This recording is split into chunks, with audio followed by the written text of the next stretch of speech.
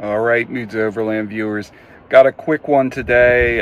Starting to do some upgrades on the truck now that I managed to sell the Xterra. First up, to kind of organize my working area as the driver of the rig, is Bulletpoint Mounting Solutions. They have a plate that mounts up in the dash tray area here. We'll take a look at what's required to do that install, and give you a secure place to mount all kinds of stuff, from radios to gang panel switches to your phone to GoPros, whatever you need. First step is up here where this is going to mount. There's a little rubber mat in here.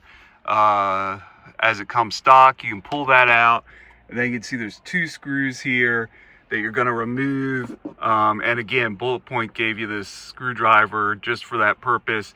These do not get reused, so I'm going to take these out and move on to the next step. I got those screws removed, and they continue to just really impress with what they include. So next up, I'm going to use the trim tool that they included. Good on them. To pry up that piece that I just unscrewed.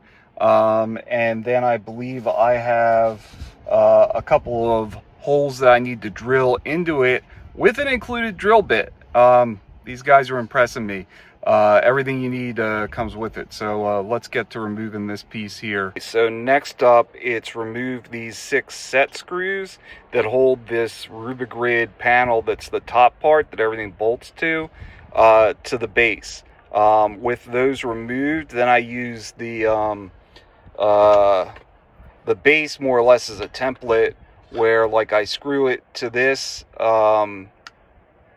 piece that came out of the Frontier, and then use the included screwdriver to mark a couple of places where I'm going to drill for the other 2 holes that are needed to secure this whole assembly to the truck. So let's get about removing these set screws so that we can drill those holes. All right, so that came off without too much hassle. Man, I'm just going to comment on that, what a nice piece of kit this is. This is like really nicely made. What you're doing is this. These screws aren't actually screwing in and holding. They're just being put through the holes in the top of the bracket here, and through this dash panel, so that you can then use the tip of the screwdriver or a punch or a knife or something to mark where you're going to drill.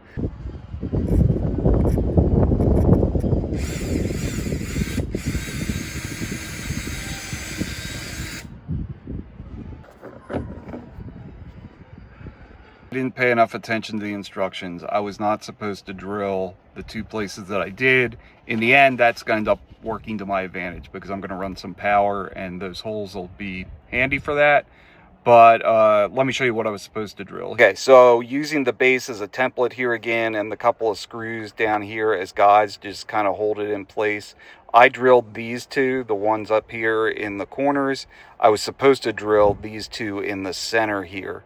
Again, no harm, no foul. Those couple extra holes aren't a big deal, but I need to mark and do a couple more drills.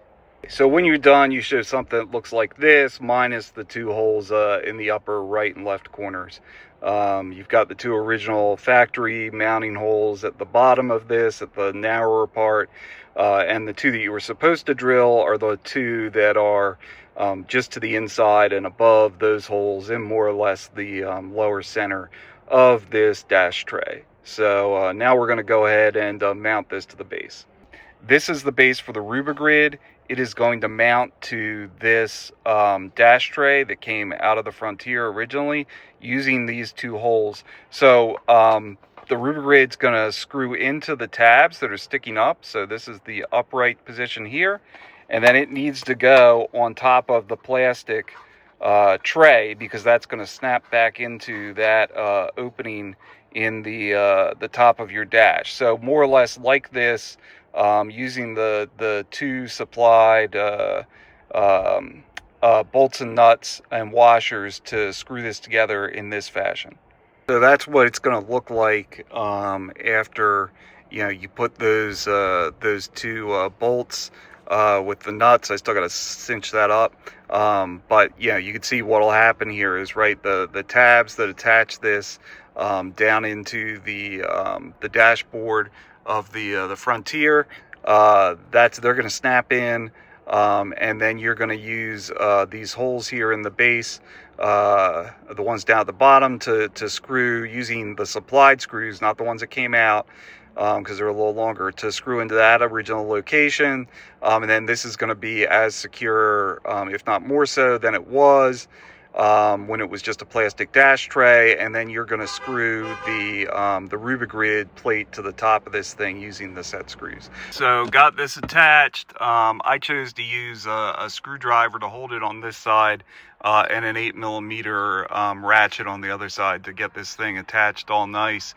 And then you're just going to put it back up in here. Just line the tabs on that plastic piece back up with the holes in the dash, and you're going to snap it down in there. And yeah, there it is. I started the two screws here, this guy and this guy, but just a matter of taking the screwdriver that they supplied and screwing this back in, so that it is now firmly attached to the dashboard of your Frontier, and it will not be going anywhere. So it turns out they did want to use those upper hole locations for self-tapping screws up in these corners that I originally said I would just leave free. And when it comes time to run some power, I'm sure I could figure out something else, or I could take one of them out or something to run a couple of cords through there. So what's next up is just figuring out where on the RubiGrid you want to mount your various amps balls to hold your various dashboard accessories. Now I'm mounting these standard, let me pick it up so you can actually see it. These standard amps balls, where they 20mm composite balls to the RubiGrid. It came with a couple of things. It came with these already like threaded into the holes in the base for that amps ball, which are just, you know, a bolt that's got like a Allen head at the one end, and a lock nut with a washer on the other. And the instructions say to use that, but it also came with this little baggie that talks about RubiGrid nuts, and to scan it to see how to use them. And you scan it, it takes it to a YouTube video that basically says just use these, and then you don't need the washers or the